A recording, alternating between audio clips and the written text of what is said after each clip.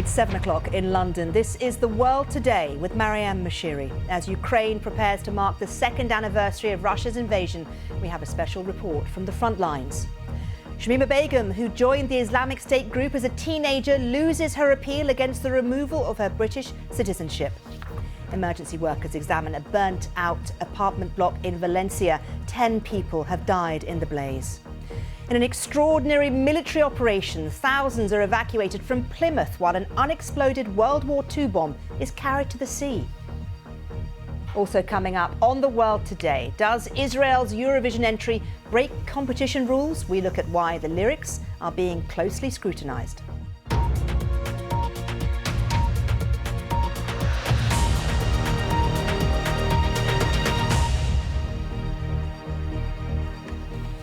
Welcome to the programme. This is BBC News. Saturday marks 2 years since Russia invaded Ukraine. Tens of thousands of people have been killed. The global economy has been impacted and relations between Russia and Western powers have become increasingly strained. Well, this is the scene live from Kyiv's central Independence Square, known as the Maidan, as Ukraine prepares to mark the second anniversary of Russia's invasion. And take a look at this. Just a short while ago, pictures from Moscow as the country celebrates Armed Forces Day with what is a rare fireworks display in the capital. Well, our correspondent Andrew Harding is one of those people who reported on the war throughout.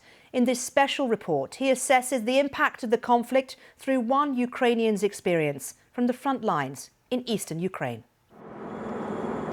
2 years of war, seen through the struggles of one Ukrainian doctor. This was the first time we met Oleg Kravchenko back in 2022 in a besieged town called Lysychansk. Oleg had just joined Ukraine's army as a volunteer medic. Look here. He drove us to his unit near the front lines. It's a save from Russia. Bomb. In those early days, a smiling Oleg was full of confidence. It's my country. But the Russians are pushing now. They're Yes. bombing a lot.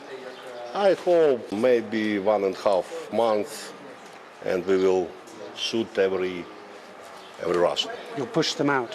Yes. So you think you're winning this? Yes, yes.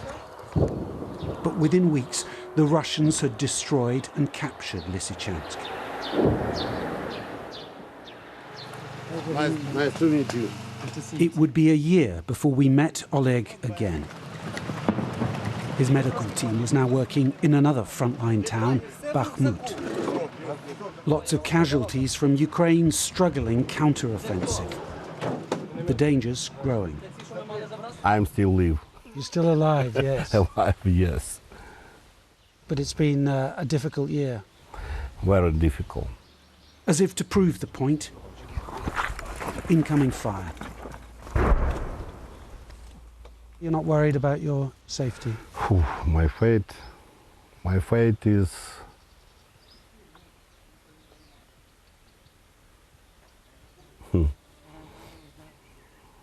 I don't know. And now, 2 years into the war, we've come to meet Oleg's team once again. As usual, they're in the thick of it. This time in Kupiansk, another furious battle underway. Russia now inching forwards.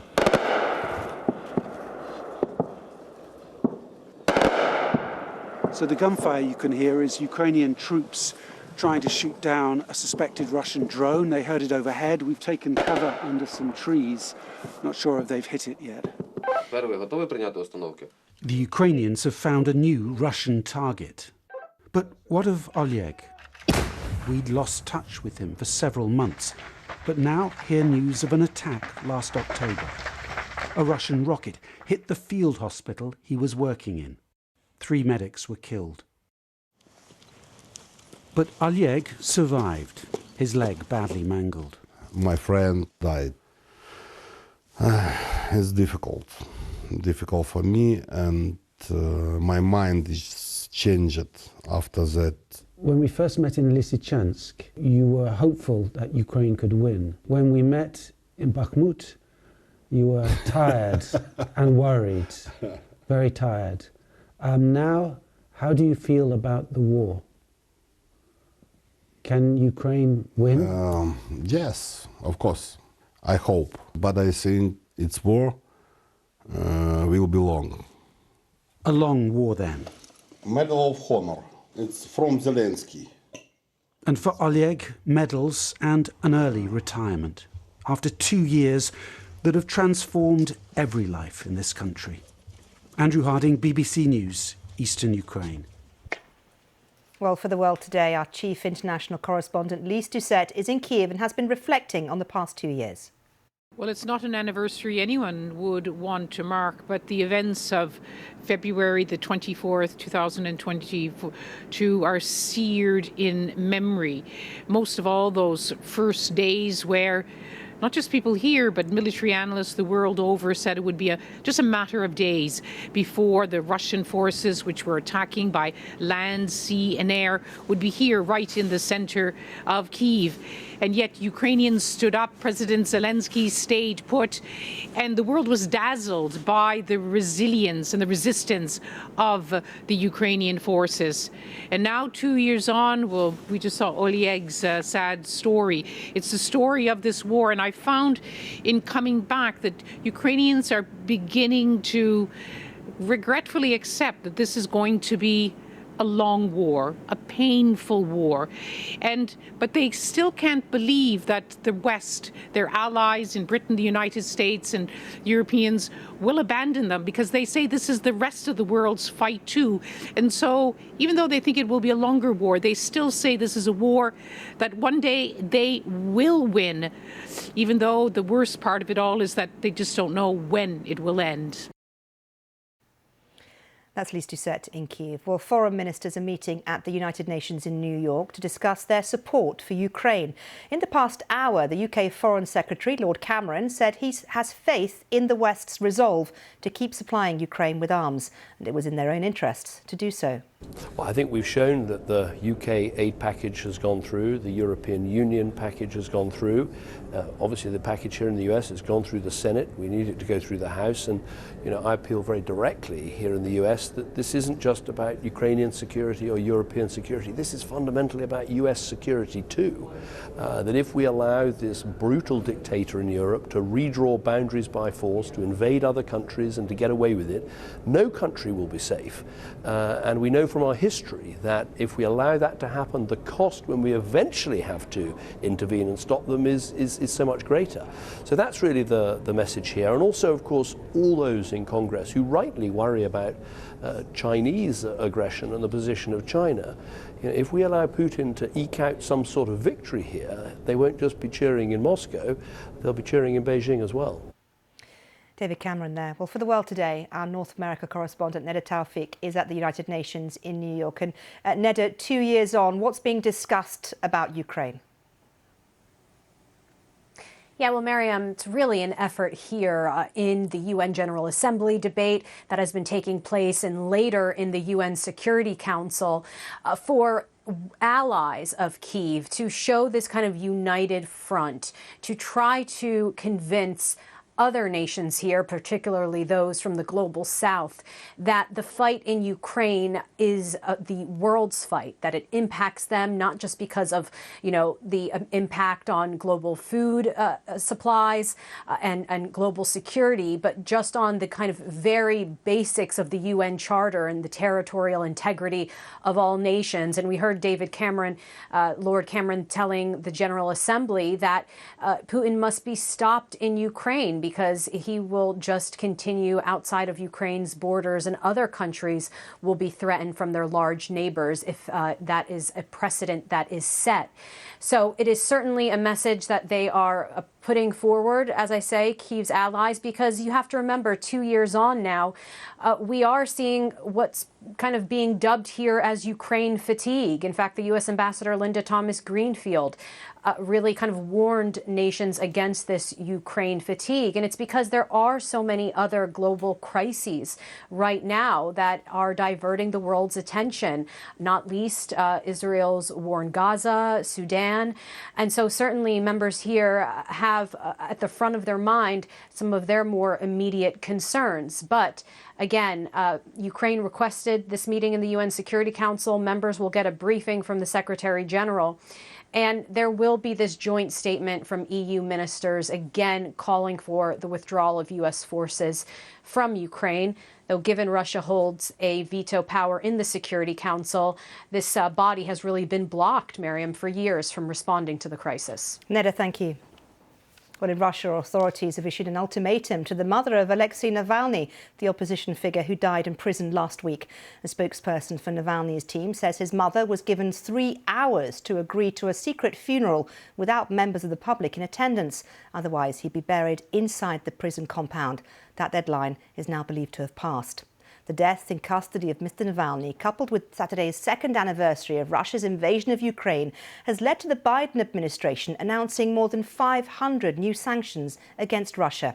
Our Russia editor Steve Rosenberg updated me on the story.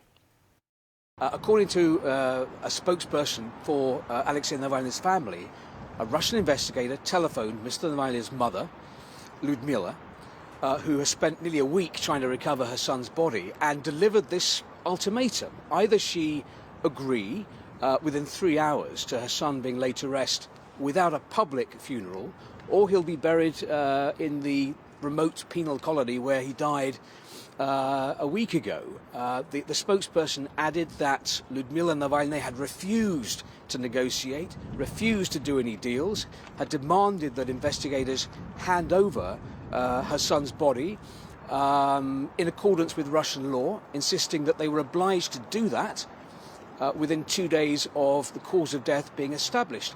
And we know from what Mr. Navalny's mother said yesterday that a medical death certificate has been issued, presented to her. She had signed it. It reportedly claims that Alexei Navalny, Russia's most prominent opposition leader, died of natural causes. That is something his friends, his family, and many of his supporters do not believe. Well, how far would Vladimir Putin go if Russian forces prevail in Ukraine? And is Europe ready? Well, at the Munich Security Conference last week, the mood was pretty grim with the death of Alexei Navalny, Ukrainian forces retreating from Avdiivka, and Donald Trump's comments of letting Russia do whatever the hell they want, in his words, with delinquent NATO members. Well, to mark the second-year anniversary of the war in Ukraine, the Context's Christian Fraser has been to Warsaw to speak to the Polish president. Never let it be said that we shortchange viewers. Two presenters for the price of one. What did he say to you, Christian? I had a fascinating day yesterday in the presidential palace. It's so full of history. There's a room just above the place where I interviewed President Duda, where they signed the Warsaw Pact in 1955. 35 years of Poland being behind the Iron Curtain. And to think that President Duda next month will go to the White House to mark 25 years of their membership of NATO. And for them, and it really did come through in the interview, it is more than just a defence pact. It is their, in a way, their realignment with the West away from the East. And that, very much so, for all the reasons you've just outlined, is now at stake. So you hear in President Duda's interview the frustration, the opportunities that have been missed. He would very much endorse what we've just heard from David Cameron, that if we don't stop it in Ukraine, it will continue. I asked him about that, and he referred back to a NATO summit he had attended in 2008 in Hungary, just before the Russians backed the South Ossetia separatists in Georgia. Have a listen. Potem był atak rosyjski na Gruzję, a potem w 2014 roku widzieliśmy the Russian attack against Georgia happened, and then in 2014 we witnessed the Russian attack against Ukraine, and the beginning of the occupation of Crimea, of Donetsk, Luhansk, and then in 2022 a full-scale aggression. From a historical perspective, it was the West that didn't pass the exam, as a matter of fact, because if they had listened to the words of Kaczynski in 2008, which he said in Tbilisi, that today Russia is attacking Georgia. It has to be stopped at all costs, because if it does not stop, perhaps soon Ukraine will come as the next victim, then maybe the Baltic states, and then perhaps my country, Poland. If those words had been listened to back then, if back then it had been implemented what President George Bush had wanted from NATO, supported by Kaczynski, perhaps history would have taken a different turn. If Ukraine had been admitted into NATO, that war would have never happened, because I believe Russia wouldn't have dared attack NATO. And today, we have a war. So, Christian, what does he want then what does Poland want from international allies? Well, I mean, he would make the point that they have been meeting their 2% requisite payments, 2% of GDP, all the way back to when Donald Trump was president, when he met him as president in 2018. And he also made the point, because I questioned him about what Donald Trump had said, and he made the point that he'd gone there and said, look, we're paying 2%, you need to help us. And at that point, Donald Trump signed a security agreement which sent more US troops to Poland and made an agreement on the F-35s, which are now coming online. In fact, Polish airmen and women right now are being trained on the F-35. So 2%, it will grow to 3%, to 4%. They are making the commitment. They want the similar commitment from European members. Only 18 of the 31 NATO members are still meeting that target. That needs to grow. But more than that, he really wants to see a central fund. Clearly, procurement of defence materials needs to be done centrally, so that there isn't, the countries aren't copying each other in what they buy. So can we, he said, think about something like a post-pandemic fund? 800 million euros were raised post-pandemic. Is that the sort of thing that would kickstart the European defence industry? And then on top of that, those Russian frozen assets. The Estonian Prime Minister talked about it this week as well. There are legal problems, but the Eastern Europeans think that money, over $300 billion frozen in Western banks, that's the money that should be targeted at rebuilding Ukraine. And the full interview is happening? In 40 minutes' time. Fantastic. Don't go Join us for anyone. that. Thank you very much, Christian. Still to come on The World Today. 9 years ago, Shamima Begum left Britain and joined the Islamic State group. Well, today, she learned whether she'd be given her UK citizenship back. We speak to the BBC journalist who interviewed her in a Syrian camp. And Valencia's deadly apartment fire. We have the latest from the scene, including the shocking final death toll. Around the world and across the UK, this is The World Today on BBC News. Take a look now at some other stories. A government-commissioned review into tackling political violence is to recommend the police should be able to shut down protests outside MPs' offices, council buildings and the Houses of Parliament. The issue of MPs' safety was used by the Commons Speaker, Sir Lindsay Hoyle, to justify his controversial handling of the debate on the Israel-Gaza war. A court date has been set for a hearing that will determine whether child serial killer Lucy Letby can appeal against her convictions for the murder and attempted murder of babies. The nurse's case will be considered by a panel of judges at a public hearing in April. Letby was convicted of the murder of 7 babies and attempted murder of another 6 at the Countess of Chester Hospital. And the grime artist Wiley is to be stripped of his MBE following anti-Semitic comments made in 2020. The Honour Forfeiture Committee made the announcement today, following calls to do so by the Campaign Against Anti-Semitism. The musician, whose real name is Richard Cowie and who is often referred to as the godfather of grime, was honoured for his services to music in 2017. Shamima Begum, who had her British citizenship revoked after travelling to Syria to join the IS group, has lost the latest stage of her legal battle with the government. The Court of Appeal ruled the government acted lawfully in removing her citizenship in 2019, saying she was a threat to national security. Ms. Begum, 15, she travelled 9 years ago. She was found in a camp a few years later. Her lawyers had argued the decision was unlawful because she was a victim of trafficking. Let's hear a little of the judgment and the response from Shamima Begum's legal team. It could be argued that the decision in Ms. Begum's case was harsh. It could also be argued that Ms. Begum is the author of her own misfortune. But it is not for this court to agree or disagree with either point of view. Our only task is to assess whether the deprivation decision was unlawful. We have concluded it was not, and the appeal is dismissed. Shamima Begum is held unlawfully in indefinite arbitrary detention, which is banned by every international treaty.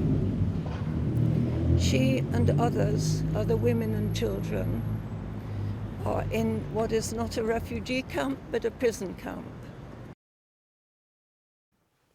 Well, joining me now on The World Today is Josh Baker, investigative journalist and creator of the award-winning podcast, I'm Not a Monster, the Shamima Begum story. You went out there and talked to her, didn't you? Tell me a little bit about what it was like, where she was, and what she said to you in that time. Well, I spoke to Shamima Begum for more than a year. She's currently in a sort of detention camp in northeast Syria. If you imagine the sort of a white sort of tent-ridden refugee camp, except it's full of people who were associated with ISIS, both women and children. And she's been there since 2019. Now, over the course of my conversations with her, she gave me what she says is a full account of everything that happened. And in the podcast series, we retrace her journey from a London bus stop to ISIS-controlled Syria to find out the truth of what really happened. So what was it that the appeal lawyers were saying? Why do they think the government got it wrong when it took away her citizenship? So they've got 5 grounds that they've basically been appealing on, but the key one, if you will, is this idea that Shamima Begum is the victim of trafficking, that she was trafficked to Syria for sexual exploitation by ISIL. Now, we know that they had a very advanced, very well and successful smuggling operation. You know, they managed to attract something like 30,000 people from as many as 100 nations. Now, Shamima was undoubtedly given a lot of help. She was given, you know, directions to follow, what to wear, what to take with her, what airport to use, what not to. But at the same time, she did have agency in her decision making.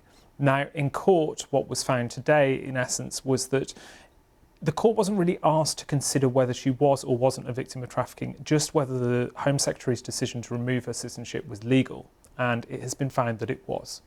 What does this mean now for Shamima? Are all her avenues blocked to getting back to the UK? So I think, you know, it'd be very easy to think that this is the end of the story, and I don't think it is. Her lawyers, after the verdict, were sort of hiding and reading through it quickly to try and work out what grounds they could appeal on. Then they emerged onto the steps and they basically said, look, this isn't over. And I think the likelihood is that they will look to go to the Supreme Court to continue this fight. But in the meantime, it means that Shamima Begum will remain in the camp in Syria where she's been since 2019. She has nowhere to go? Why not? She can't leave the camp. It is very much a prison camp. It's got a fence around it, it's got armed guards. It is not somewhere that she can walk out of. It had been said that she had the right to Bangladeshi citizenship. They have been very clear that they will not be receiving her and accepting her. So there is literally nowhere else for her to go now. Do you have plans to talk to her again at any point? I'd like to talk to her again. Obviously, I'd need the BBC to send me back to Syria to do that. So let's see. We'll be continuing the podcast. Well, you've set your stall now, haven't you, on TV? Exactly. So let's see. Josh, thank you very much. Thank you. Police have confirmed that a body found in the River Thames on Monday is that of the London chemical attack suspect Abdul Shakur Ezedi. Officers began hunting for the 35-year-old after a woman and 2 girls were attacked in South London on the 31st of January. Ezedi was last seen on CCTV leaning over Chelsea Bridge. A post-mortem of the body confirmed he drowned. Ezedi is alleged to have poured a strong alkali on his ex-partner and injured her 2 young children. Police say the woman, who's 31 years old, is still in hospital in a stable condition but suffered life-changing injuries. To Spain now, where police say they're no longer looking for any missing people following Thursday's devastating fire in an apartment block in the city of Valencia. 10 people have been confirmed to have died when flames engulfed the high-rise building. Now, here's one of the building's residents who was at home with her 9-year-old son when the fire broke out. I was on the terrace speaking on the phone, and I noticed the smoke. And it was getting more intense. So I called the concierge to inform him that there's a fire in the building, and he didn't know about it yet. I got into the apartment, put on some whatever I found there, grabbed the kids' passports, and we just ran out on the street. Well, the residential block is in the Campanar neighbourhood of Valencia, a city in the east of Spain. The apartment block contains around 138 flats and houses, around 450 people. More than 25 crews tackled the blaze, which was made worse by high winds. Well, these images give you a sense of the damage. This was the apartment block back in 2022.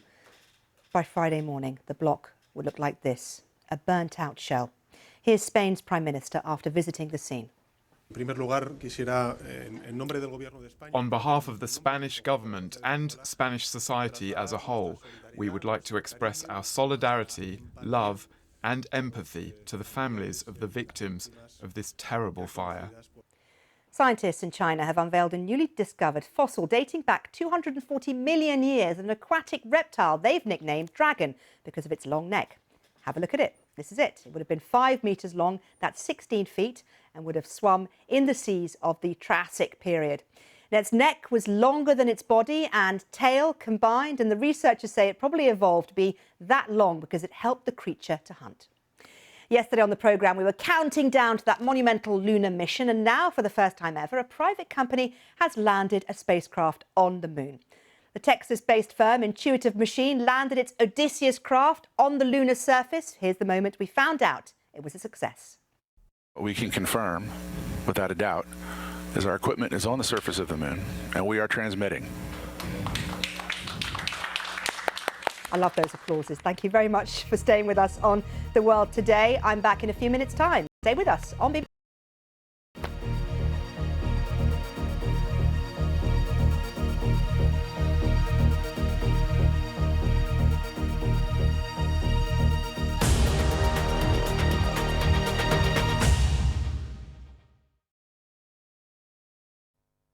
Hello there. We saw lots of showers breaking out today, and there's still quite a few around at the moment. You may have noticed also that it felt a little bit chillier out there today. We're in that cooler air as we head into the weekend, and dominated more by low pressure, if you like. That's going to keep some showers going, but hopefully not quite as many as we saw earlier on.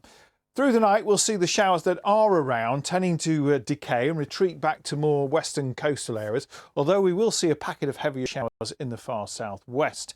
Away from here, though, temperatures are going to be close to freezing more widely, so a cold night, quite a sharp frost to come in the northeast of Scotland, a few mist and fog patches, mainly through the Midlands.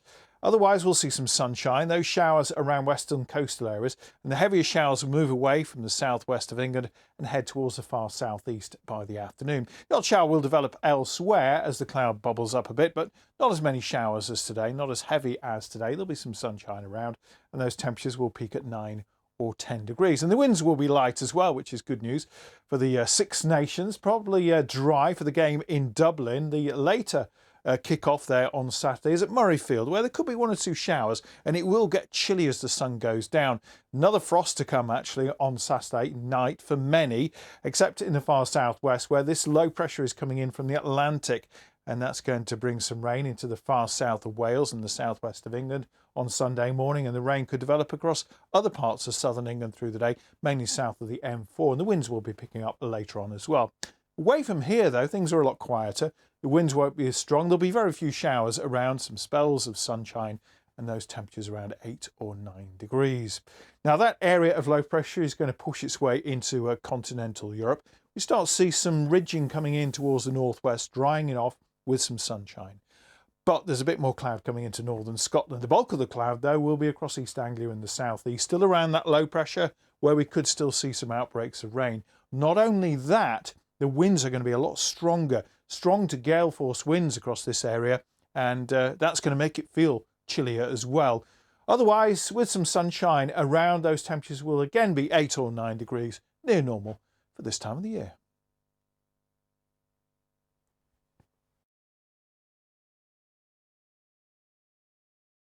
The climate of southern Europe is changing. It's becoming more and more like North Africa. Thousands of people continue to stream across Sudan and South Sudan. There's riot police everywhere around. This is not the face of France that Emmanuel Macron wants you to see. We're having to stay under the trees here because Russian drones are constantly patrolling. This was the town of Bethania. These were people's homes, but look at it now. This is the moment they've been waiting for. The pride, the excitement, and the affection is palpable. This is as close as we can get to Gaza itself, about 5 kilometers in that direction. There is a lot of military activity, jets overhead. 17 days they have spent inside that tunnel. Now they are finally out.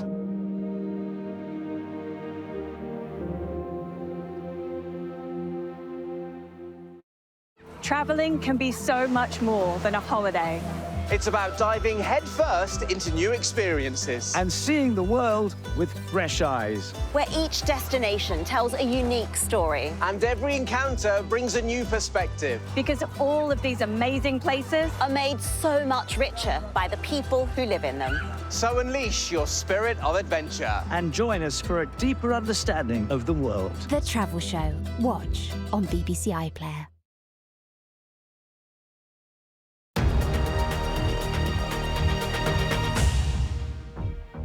This is The World Today with Maryam Moshiri. The headlines.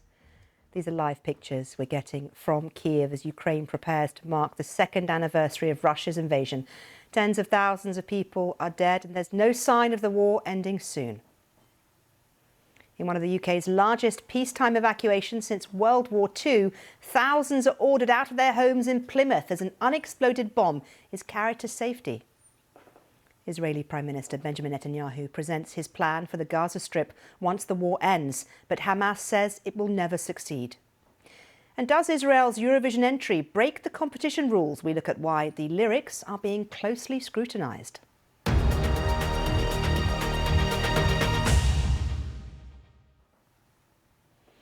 Welcome to the programme. You're watching BBC News. Let's start now live in Plymouth.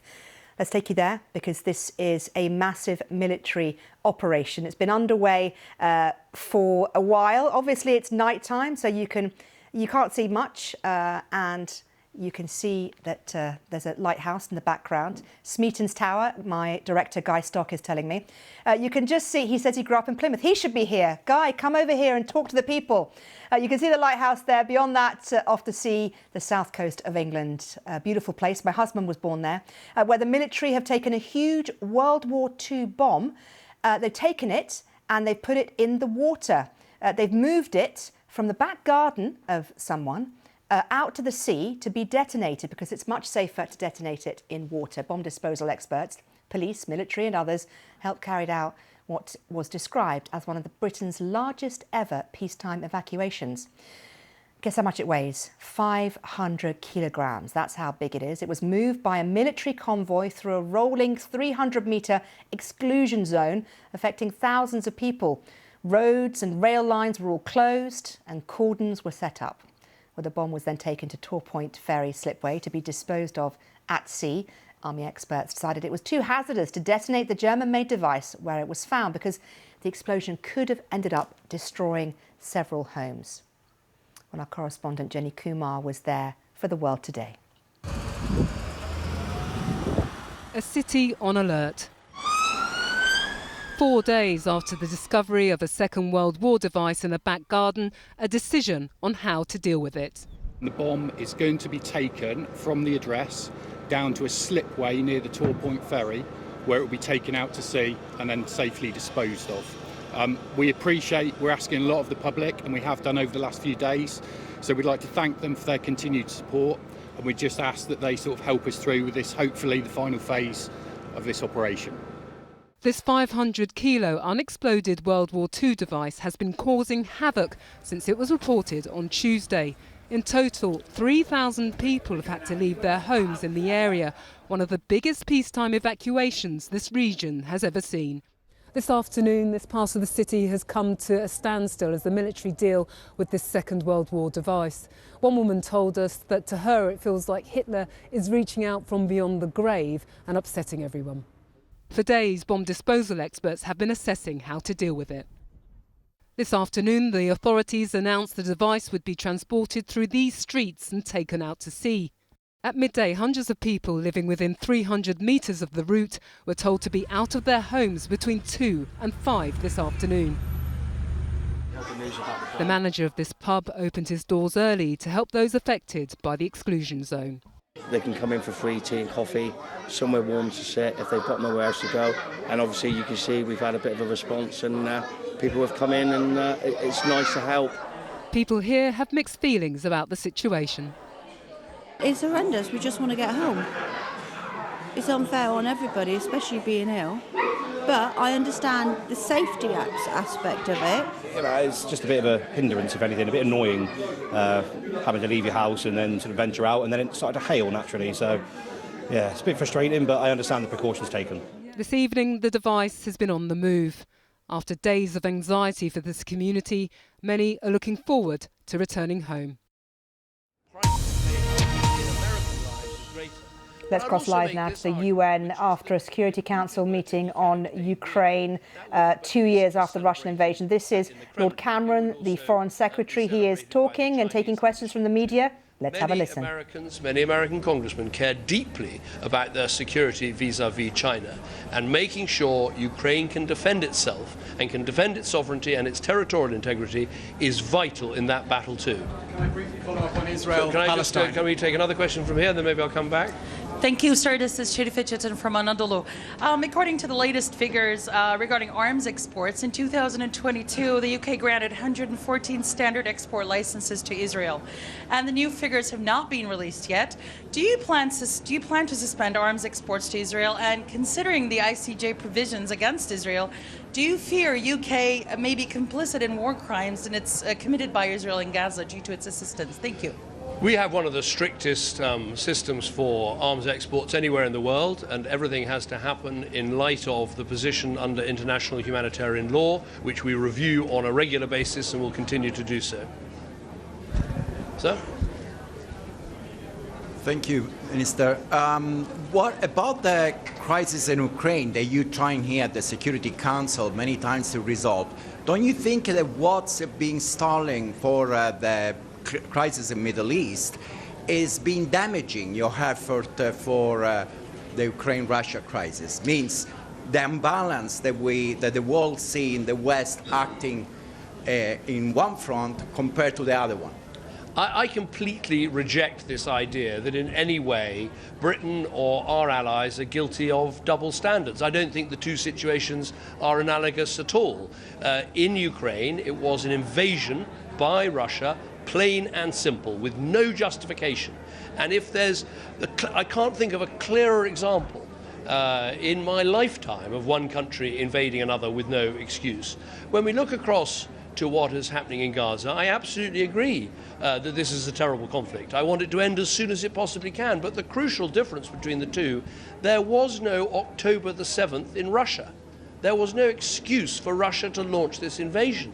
Whereas, on the other hand, Israel does have a right to self-defense. What happened on October the 7th, when they lost almost 1,400 people from their own country in what was the biggest attack on Jewish people since the Holocaust, the biggest pogrom since the Holocaust, is a totally different situation. So I completely reject this idea that somehow we're guilty of double standards. We aren't. The two situations are not the same. Last question from Sky again. Thank you, Foreign Secretary. If I could follow up on Israel-Palestine, Prime Minister Netanyahu has released a somewhat coherent plan, as he would see it, for the day after. It doesn't seem to chime very much at all with what the Americans or the British or the Europeans want. Well, I think what we need, once we can get this pause, and I hope this pause in the fighting comes as soon as possible, what we need is for the hostages to be released. We need a new Palestinian Authority mandated government, perhaps a technocratic government. We're going to need a new political horizon for the Palestinian people so they can see the pathway to a two-state solution. But we're going to need those responsible for October the 7th, the Hamas leadership, to leave Gaza, and we're going to need to see the infrastructure of that terror dismantled. I mean, fundamentally, if you think about it from both sides, Israel needs to see that its security is guaranteed. The Palestinian people need to see there is the prospect of a Palestinian state so they can live in dignity. Those two things are the key. And if they're not in a plan, then I don't believe that plan will work. Thank you very much. Perfect timing. Thank you, Lord Cameron. That's the end of the questions from journalists. We heard there Lord Cameron's views on Ukraine, and also he was asked about those latest lines on the fight or the efforts to sort some sort of agreement between Hamas and Israel on a ceasefire. Wow, still to come on The World Today.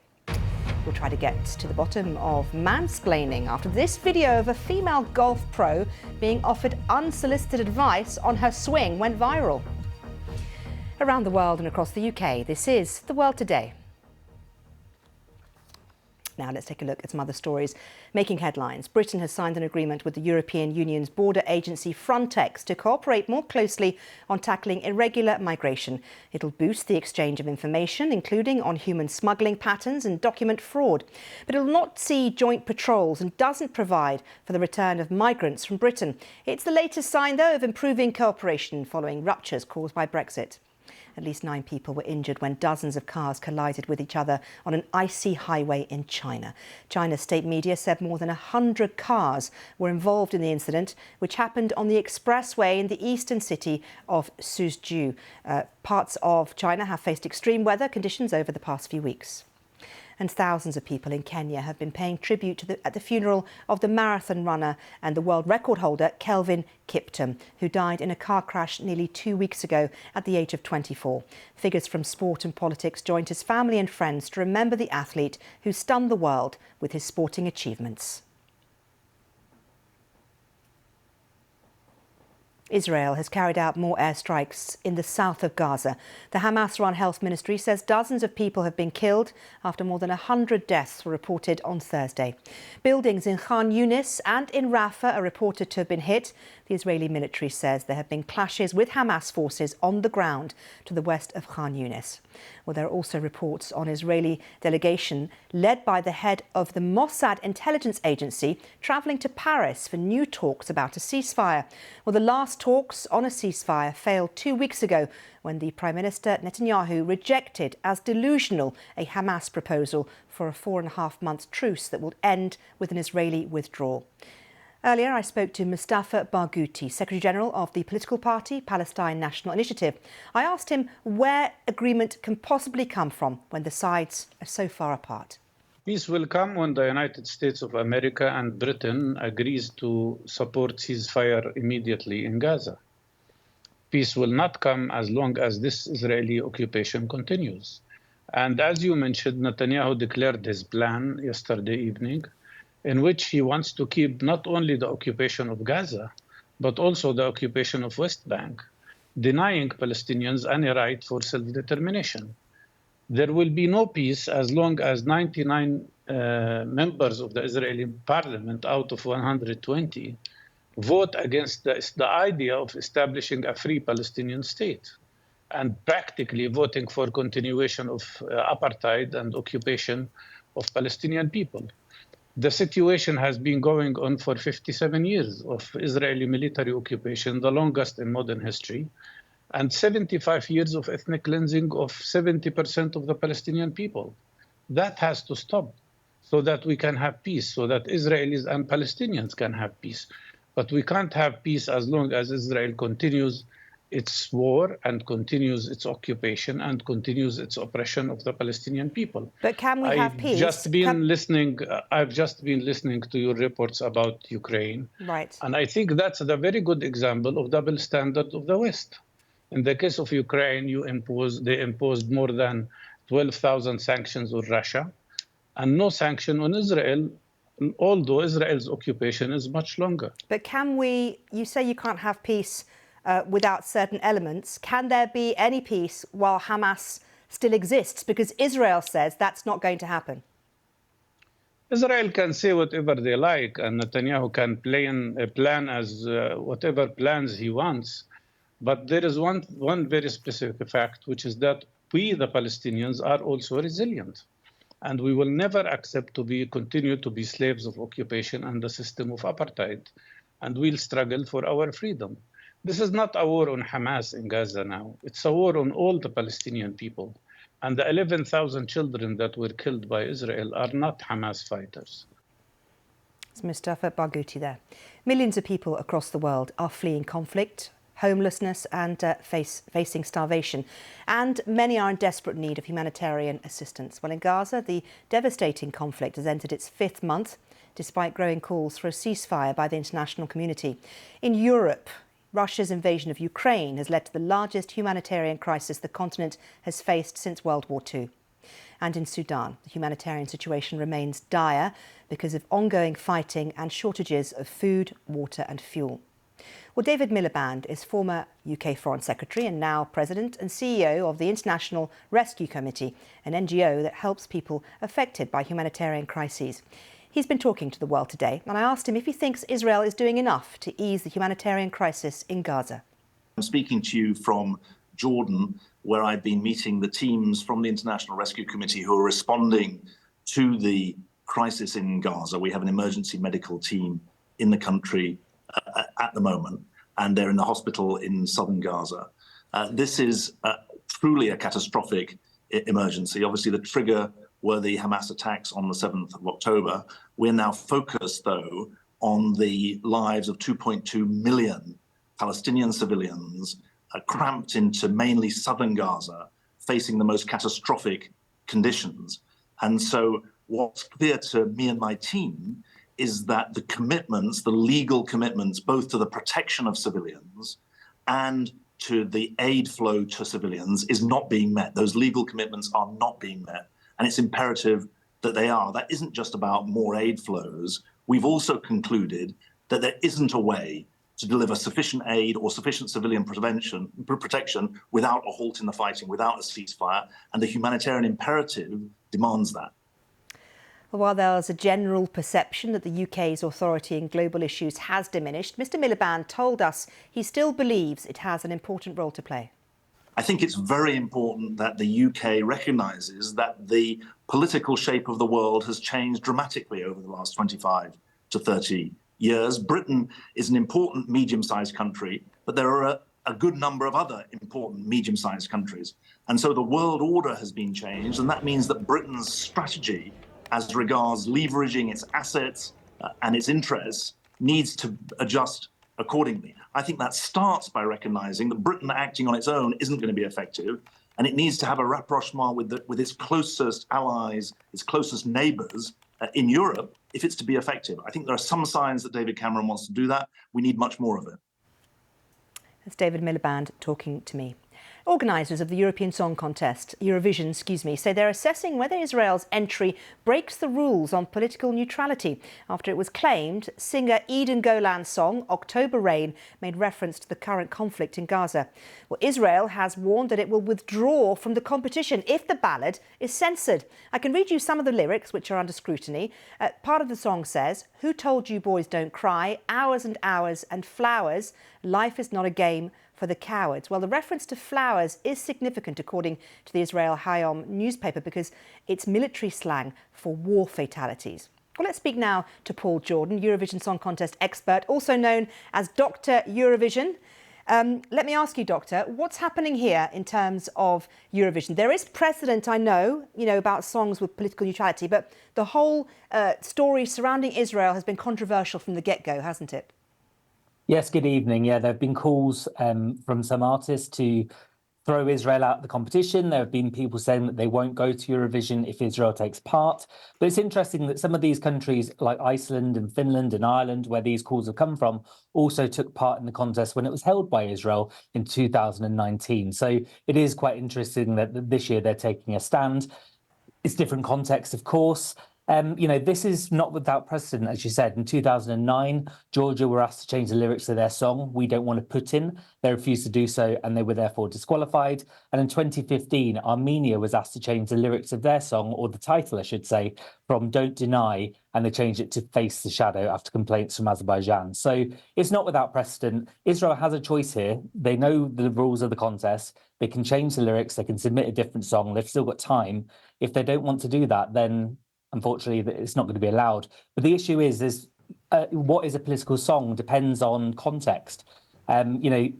Ukraine's entry in 2016 might be seen as political. It was allowed because it didn't reference specific songs.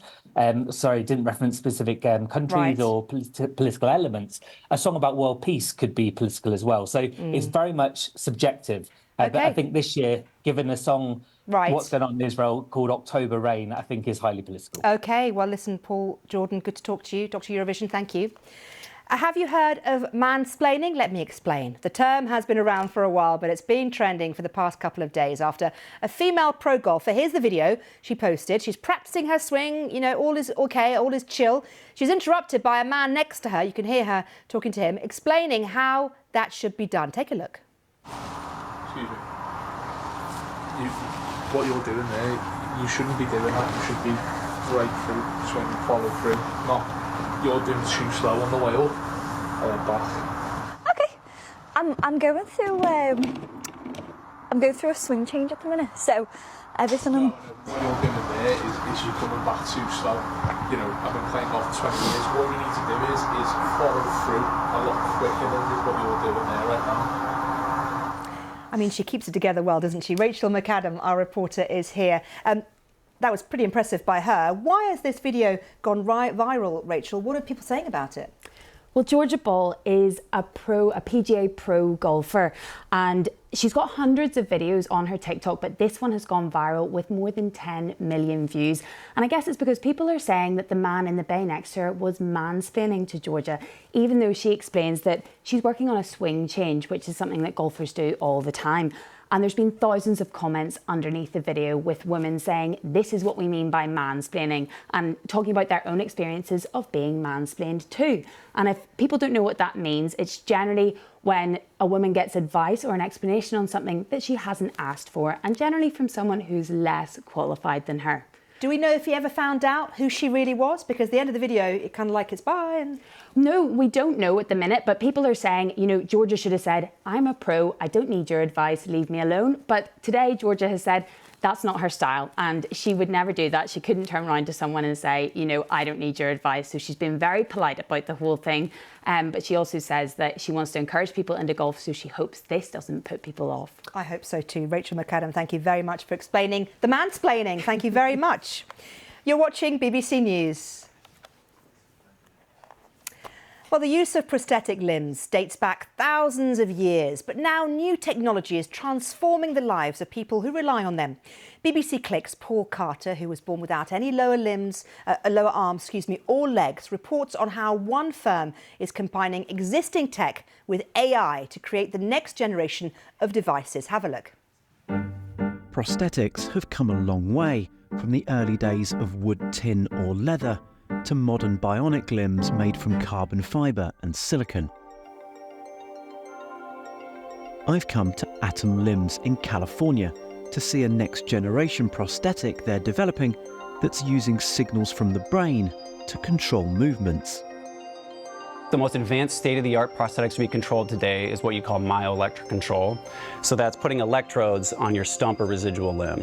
And the difference between what you would do today with a state-of-the-art arm versus with an Atom Limbs arm is we basically cover your stump in electrodes, and you, when you first put the arm on, you take about 5 minutes and you train it up. And what that looks like is we say, all right, with your phantom limb that we can't see but that you can, flex your finger, extend your finger, rotate your wrist, rotate it the other way. And our machine learning and AI system takes a huge amount of training and spits out a result so that now you, whenever you think, can just move. So there's nothing in your head, nothing on your head, nothing in your arm. It's all this surface electrode and AI that basically powers it. Jason lost his left arm in an industrial accident in 2012. He's been working with Atom Limbs to test and develop their new prosthetic. Tell me a little bit what this is like to operate. I mean, obviously, you're controlling this right now. You're moving this essentially by thinking about it. How are you thinking of that? What's the process that you're going through? Well, just like with anything with like using your regular hand, I'm still thinking about the motions, and I have a phantom limb. It still feels like I'm just moving my regular hand. Yeah. It's a little bit more difficult, obviously, because my muscles are tiny. There's a lot of concentration that has to go into making those movements. It's not as natural, obviously, as moving your regular hand. Although not an amputee myself, I was able to put on some sensors and try a digital twin of the arm via the control software. And it's safe to say, it was a hit. No way.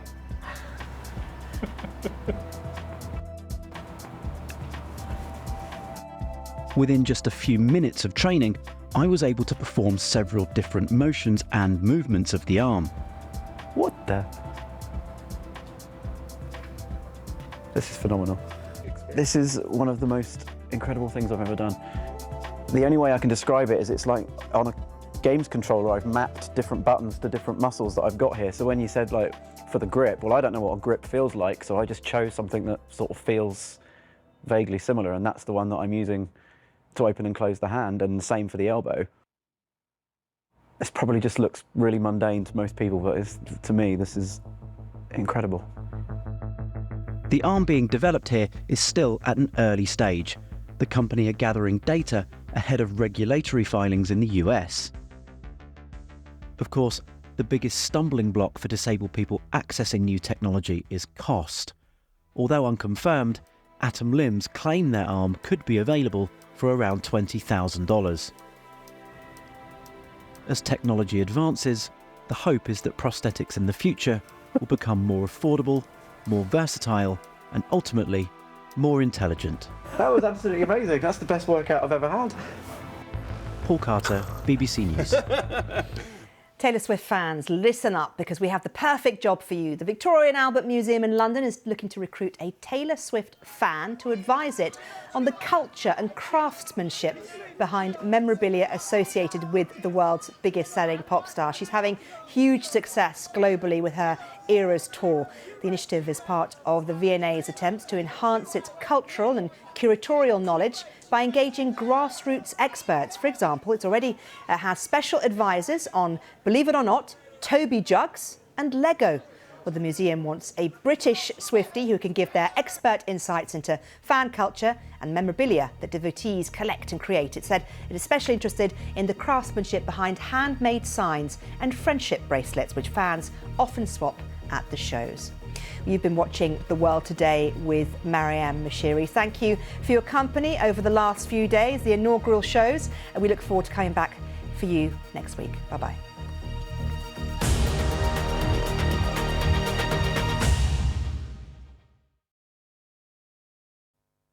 Hello there. We saw lots of showers breaking out today, and there's still quite a few around at the moment. You may have noticed